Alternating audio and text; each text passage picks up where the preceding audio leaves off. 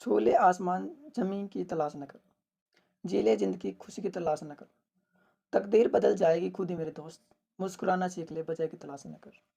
Good morning दोस्तों, आज हम पढ़ेंगे लैंग्वेज एक्विजिशन करिकुलम के कुछ महत्वपूर्ण क्वेश्चन जो एग्जाम में बार-बार पूछे जाते हैं। तो सबसे पहले भाषा के बारे में आप क्या जानते हैं? भाषा विकास की विशेषताएं का वर्णन कीजिए। What do you know about language development? Describe the characteristics of language development. तो सबसे पहले हमें पता होना चाहिए कि अपनी जो भाषा है वो भाषा होती क्या है। तो बेसिकली हम मान सकते हैं भाषा एक ऐसा साधन है या मीडियम है जिसके थ्रू हम अपने विचार दूसरों तक पहुंचा सकते हैं।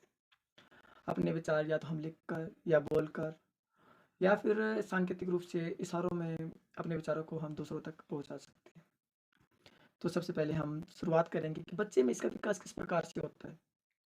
तो बालक में भाषा का विकास, बालक जन्म लेने के बाद सबसे पहले अपनी माता में अपने आसपास के लोगों की भाषा को ध्यान से सुनने लगता है। धीरे धीरे अनुसरण करते हुए उस भाषा को बोलने का प्रयास करने लगता है। तो बेसिकली सबसे पहले जो बच्चा होता है वो सबसे पहले बच्चा अपने पेरेंट्स से सीखता है। उसके बाद धीरे धीरे अपनी सोसाइटी के बातों को भी सुनता है और धीरे धीरे फिर वो बोलने का भी प्रयास करता है। बल्कि भाषा विकास प्रक्रिया में उसकी जन्मजात वृत्तियां जैसे जिज्ञासा, जानने की इच्छा, अनुकरण, अभ्यास आदि उसकी सहायता करते हैं। जिस बालक का परिवार और समाज इतना ज़्यादा सभ्य शिक्षित होता है, उस बालक की भाषा भी उतनी ही अधिक परमजित, शिष्ट और प्रभावशाली होती है। इसके साथ साथ बालक का स्वस्तन और मन यह दोनों की भाषाई विकास में मुख्य भूमिका निभाता है।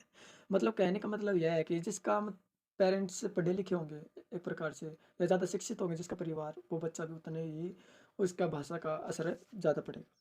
तो अब हम बात करेंगे भाषा और ध्वनि का संबंध। तो भाषा एक ऐसी चीज़ होती है जिसके माध्यम से हम अपने विचारों का आदान प्रदान करते हैं।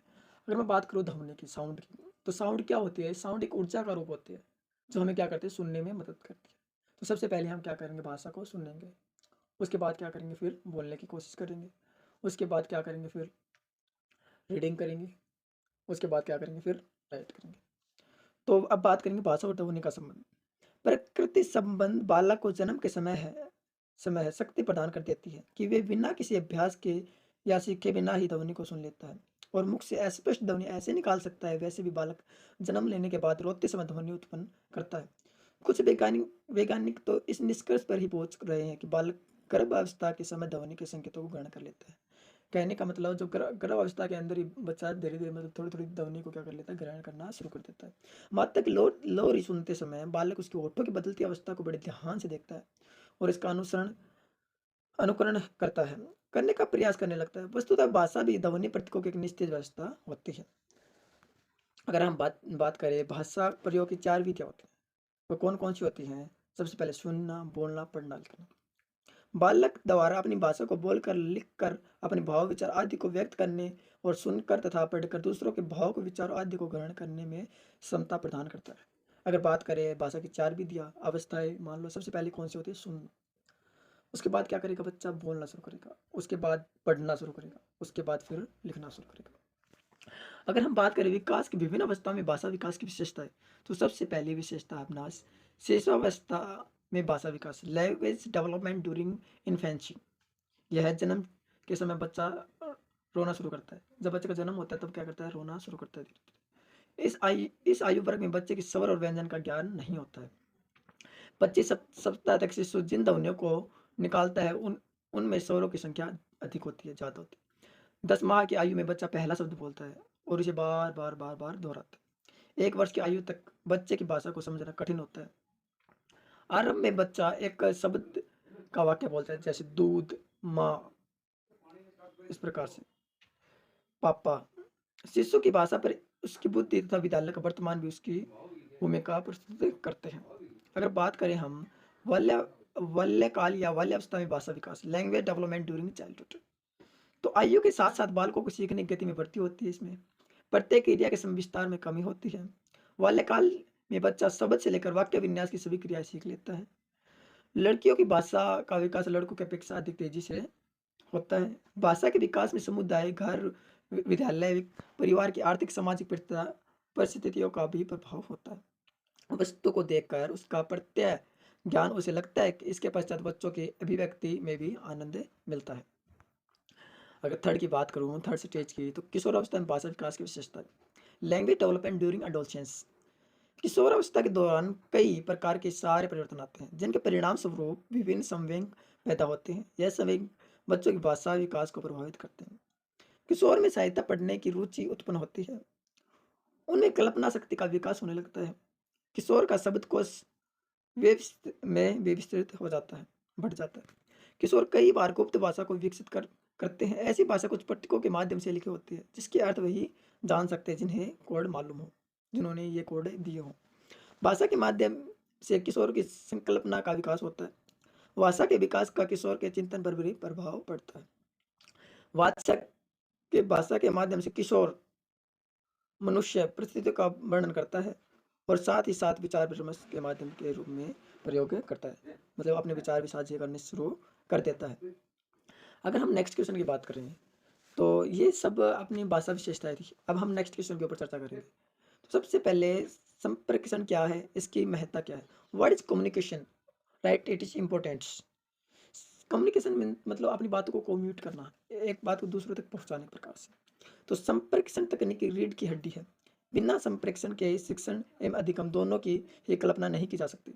संप्रेषण का अर्थ है परस्पर सूचनाओं तथा विचारों का आदान प्रदान करना। एक शिक्षक होने के नाते जब हम अपने प्रधानाचार्य से या फिर छात्रों से कुछ कहते हैं या छात्र हमें कुछ बताते हैं, पर प्रश्न उत्तर देते हैं, आदेश देते हैं, प्रशंसा या आलोचना करते हैं, तो इसका तात्पर्य कि संप्रेषण की प्रक्रिया जारी है, मतलब अपनी बातों का आदान प्रदान करना एक प्रकार से। संप्रेषण के उद्देश्य, कि संप्रेषण के जो अपने उद्देश्य होते हैं वो क्या क्या होते हैं। संप्रेषण के उद्देश्य मुख्यतः प्रेरणा देना, सूचना देना, सूचित करना, चेतावनी देना, व्यवहार में परिवर्तन लाना, सुझाव देना व अधिगम को अर्थपूर्ण तथा समझ से युक्त बनाना होता है। अगर हम प्रमुख उद्देश्य की बात करें तो सबसे पहला है द्विमार्गीय संप्रेषण की व्यवस्था करना। सेकंड है विचारों के कार्य के रूप में प्रदान करना। थर्ड है व्यवहारों एवं व्याख्याओं में परिचित कराना। फोर्थ है संव्यास स्थापित करना। फिफ्थ है आदेश एवं निर्देशों का संप्रेषण करना। ये सभी अपने कम्युनिकेशन के उद्देश्य थे।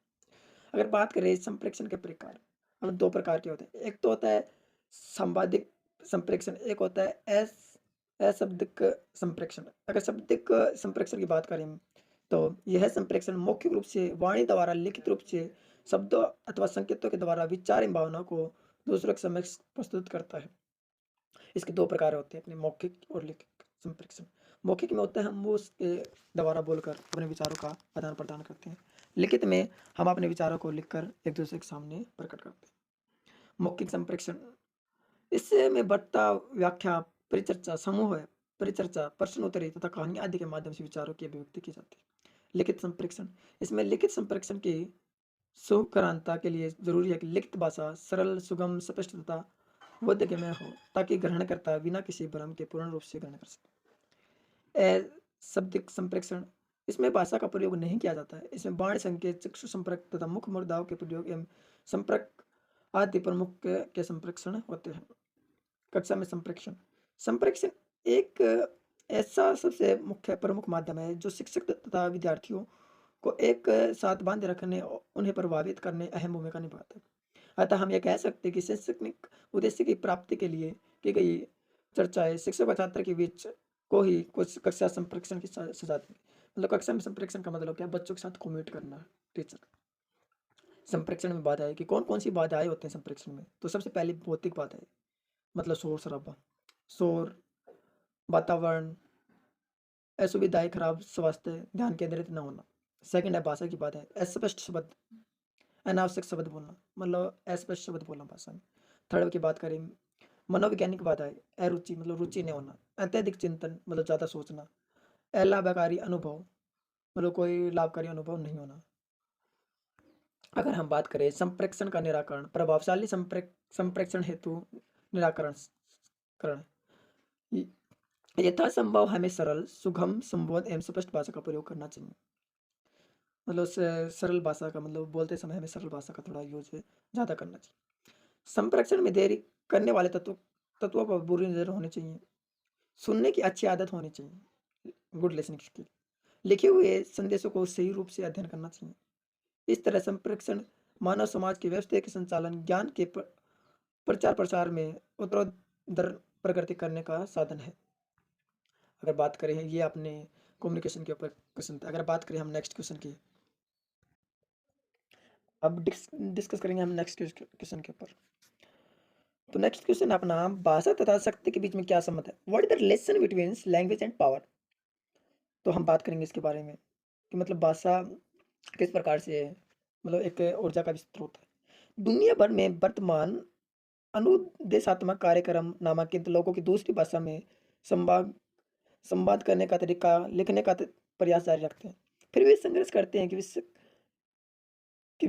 करते हैं क्योंकि मौजूदा पद्धतियों के परिणाम स्वरूप आमतौर पर सीखने वाला नई भाषाओं में प्रभावी ढंग से संवाद करने में सक्षम नहीं हो पाता। इस वैश्विक समस्या का मूल कारण यह है कि शिक्षार्थी अपने भाषण में मूलपन के पर्याप्त स्तर तक नहीं पहुंच पाते। जो भाषा निर्देश, नीति और अभ्यास सुधार में के कई प्रयासों के बावजूद शिक्षकों के करियर की उपलब्धि को नुकसान पहुंचाते हैं। अगर बात करें हम, भाषा और शक्ति की पहली बार 1989 में प्रकाशित हुई थी और जल्दी ग्राउंड ब्रेकिंग बुक के रूप में स्थापित हो गई। इसकी लोकप्रियता प्रवचन, विश्लेषण के क्षेत्र में एक सुलभ परिचयात्मक पाठ के रूप में की जा रही है, जिस पर ध्यान केंद्रित किया जा रहा है। आधुनिक समाज में शक्ति संबंधों को बनाए रखने और बदलने में भाषा के कैसे कार्य करती है। भाषा के विश्लेषण के तरीके जो इन क्रियाओं को प्रकट करते हैं, लोग उनके बारे में कैसे हो सकते हैं और उनके प्रतिरोध करने और बदलने में अधिक कैसे सक्षम हो सकते हैं। अब हम बात करेंगे नेक्स्ट क्वेश्चन के ऊपर। ये थी अपनी लैंग्वेज एंड पावर के ऊपर। अब बात करेंगे हम नेक्स्ट क्वेश्चन, बहुभाषिकता का अर्थ समझाइए। द्विभाषी या बहुभाषी बच्चों के बारे में आप क्या समझते हैं? बहुभाषी कक्षा के लिए इसके महत्व का वर्णन कीजिए। What do you mean by multi language? What do you know about bilinguals बेल और multi language? Children describe multi language classroom and it is important for teacher. दो चार मिस्टेक है इसके अंदर, सॉरी। तो अब हम बात करेंगे बहुभाषिता क्या होती है। दो या दो से अधिक भाषाओं की सहजता के साथ बोलने वाले व्यक्ति को बहुभाषी कहते हैं। भारत एक बहुभाषी देश है। यहाँ 1600 से अधिक भाषाएं पहचानी गई हैं। स्कूल में केवल 47 भाषाएं पढ़ाई जाती हैं। 22 भाषाओं को ही संविधान द्वारा राजभाषा के रूप में मान्यता प्रदान की गई है। बहुभाषिता भारतीय अस्मिता का अभिन्न अंग है।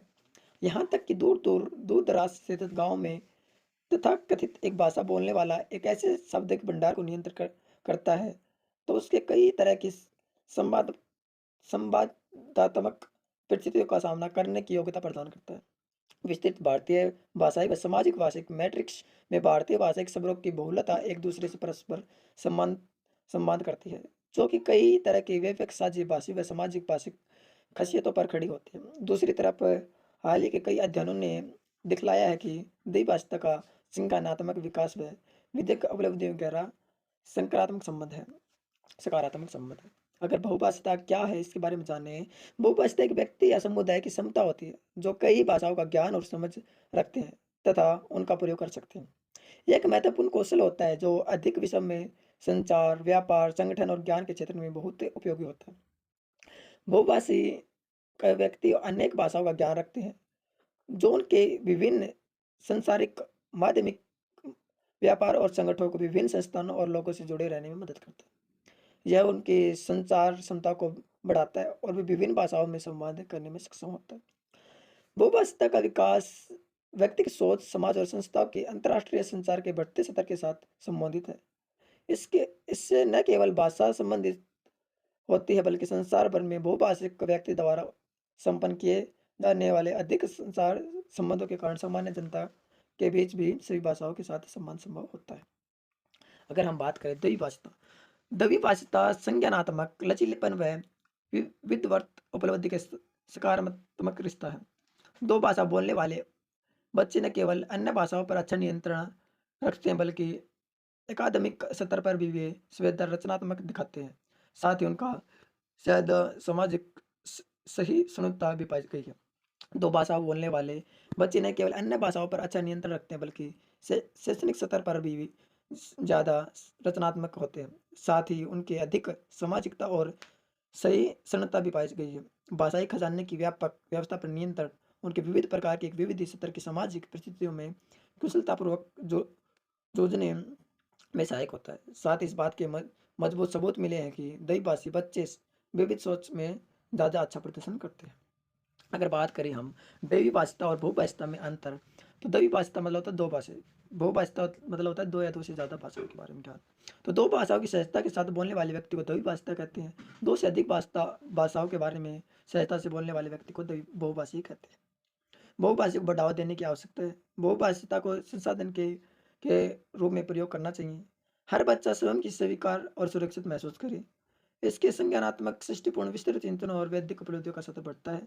संस्कृति का आदान प्रदान होता है। बहुभाषिता वाली कक्षा में भाषा शिक्षण की चुनौतियाँ, मतलब शिक्षक के सामने क्या क्या चुनौतियाँ होती है। तो सबसे पहले क्षेत्रीय भाषाओं पर छात्रों पर प्रभाव, बच्चों का सामाजिक आधार पर सिद्ध करने की चुनौतियाँ, संप्रेषण कौशल का विकास करने की चुनौतियाँ, छात्रों में भाषाई कौशल का विकास करने की चुनौतियाँ, अध्यापक को विभिन्न भाषाओं के संबंधित ज्ञान की चुनौतियाँ, भाषा के प्रति छात्रों की रुचि और रुझान का अभाव, बहुभाषिता का निष्कर्ष, अध्यापक को सदैव विद्यार्थियों को अपनी भाषा को बोलने के अवसर प्रदान करने चाहिए। बच्चों को प्राथमिक स्तर की शिक्षा उसकी मातृभाषा में दी जाए। त्रिभाषा सूत्र का प्रयोग किया जाए। अध्यापक के समृद्ध भाषा को परिवेश के निर्माण करना चाहिए। बहुभाषिता कक्षा में एक संस्थान के तौर पर प्रयोग की जानी चाहिए। ये सभी बहुभाषिता वाली कक्षा में भाषा शिक्षण के लिए चुनौतियाँ थी। अब हम डिस्कस करेंगे नेक्स्ट क्वेश्चन के बारे में।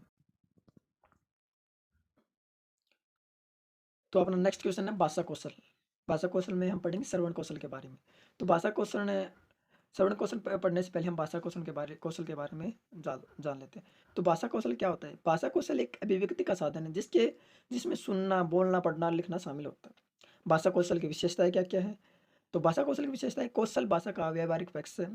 भाषा की संप्रेषणीयता उसके भाषा कौशल पर निर्भर करती है। भाषा कौशल अर्जित किया जाता है जो प्रशिक्षण से आता है। भाषा कौशल में शब्दिक अंतक्रिया होती है। भाषा कौशल में मानसिक, शारीरिक, ज्ञानेंद्रिय आदि सभी क्रियाएं क्रियाशील रहती हैं। पहले के कौशल बाद के कौशल से अच्छे माने जाते हैं। भाषा कौशल अंत संबंधित होते हैं। भाषा कौशल का विकास धीरे धीरे होता है। श्रवण कौशल देखो, अब बात करेंगे हम श्रवण कौशल के बारे में। श्रवण का मतलब होता है सुनना, जो लिसनिंग स्किल। किसी बात सुनने और सुनकर अर्थ एवं भाव को समझने की क्रिया श्रवण कौशल कहलाती है। श्रवण कौशल के अपने उद्देश्य क्या क्या है? दूसरे की बात को ध्यानपूर्वक सुनने की आदत डालना, मतलब दूसरों की बातों को हम ध्यान से सुने। दूसरों के द्वारा किए गए उच्चारण को सुनकर शुद्ध उच्चारण का अनुकरण करना। शुद्ध सामग्री का अर्थ समझने की योग्यता विकसित करना। वक्ता के मनोभाव को समझने में निपुण बनना। ध्वनियों का वेदीकरण करने की क्षमता विकसित करना। छात्रों में शब्द भंडार की वृद्धि करना। समाज व्यवहार जीवन में संबंधित महत्वपूर्ण जानकारी प्रदान करना। अगर बात करें श्रवण कौशल की विधियां क्या क्या है? सबसे पहली विधि सस्वर पाठ। सेकंड विधि प्रश्नोत्तर विधि। थर्ड वाद विवाद विधि। थर्ड भाषण विधि। फोर्थ नाटक मंचन। तो ये सारी श्रवण कौशल की विधियां थी। किस प्रकार से हम अपनी लिसनिंग स्किल को बेहतर बना सकते हैं। अब बात करेंगे हम श्रवण कौशल का महत्व, importance of listening skill. Listening skill कितनी महत्वता क्यों है? तो बालक के व्यक्तित्व के विकास में श्रवण कौशल का अत्यधिक महत्व होता है। बालक जिन विधियों ध्वनियों को बड़ों से सुनता है वह उसमें मन मस्तिष्क के अंकित हो जाती है। ये अंकित ध्वनियाँ ही बच्चे को भाषा ज्ञान का आधार बनती है। श्रवण कौशल अन्य भाषाओं कौशल से विकसित करने का प्रमुख आधारशिला है। बालक श्रवण के प्रति जागरूक बनना तथा श्रवण कौशल द्वारा बालक की सर्व ज्ञानेंद्रियों का उपयोग होता है। भाषा अनुकरण द्वारा सीखी जाती है। नए नए शब्दों को सुनकर बालक अपने शब्द भंडार में वृद्धि करता है। बालक परिवार के सदस्यों और अध्यापकों की बात सुनकर स्वयं अपने उच्चारण, हाव भाव, उतार चढ़ाव एवं उचित स्वरगीत के अनुसार बोलने का प्रयास करता है। इस प्रकार उसकी मौखिक अभिव्यक्ति का विकास होता है। शांत रहकर दूसरों की बात सुनकर व समझकर ही व्यक्ति विचारों की प्रतिपादन हेतु ठोस तर्क प्रस्तुत करता है। मतलब सुन के ही बोल सकता है, उसके बारे में तर्क दे सकता है। साहित्यिक विभिन्न विधाओं का अध्ययन ताकि उनकी की व्याख्या को सुनकर ही उसके विषय वस्तु को ग्रहण किया जा सकता है। बालक कविता का रसास्वाद और कहानी का आनंद सुनकर ही कर सकता है। श्रवण कौशल में ध्यान देने वाली कुछ महत्वपूर्ण बातें क्या क्या है? तो सबसे पहले हम बात करेंगे बालक श्रवण में रुचि रखे, मतलब सुनने में बालक क्या करे, बालक को रुचि रखनी चाहिए। अगर सेकंड की बात करें हम, तो बालक में भाव ग्रहण करने की क्षमता होनी चाहिए कि मतलब बोलना क्या चाहती है। अगर बात करें थर्ड के, बालक में ध्येयपूर्वक सुनने की क्षमता होनी चाहिए।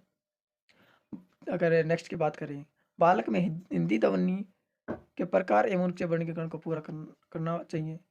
बालक को अपने श्रव्य ज्ञानेंद्रियों का ठीक से प्रयोग करना चाहिए। शिक्षक का उच्चारण पर बालक को अच्छे से ध्यान देना चाहिए। आदत से वाचन करने के बाद शिक्षक के बालकों के प्रश्न उत्तर करने चाहिए। ये सारी स्किल लर्निंग स्किल के अंदर आते हैं। Thank you, have a nice day.